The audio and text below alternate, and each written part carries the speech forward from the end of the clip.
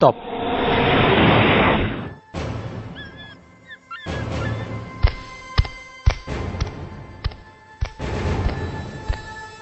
I thought you're a hero.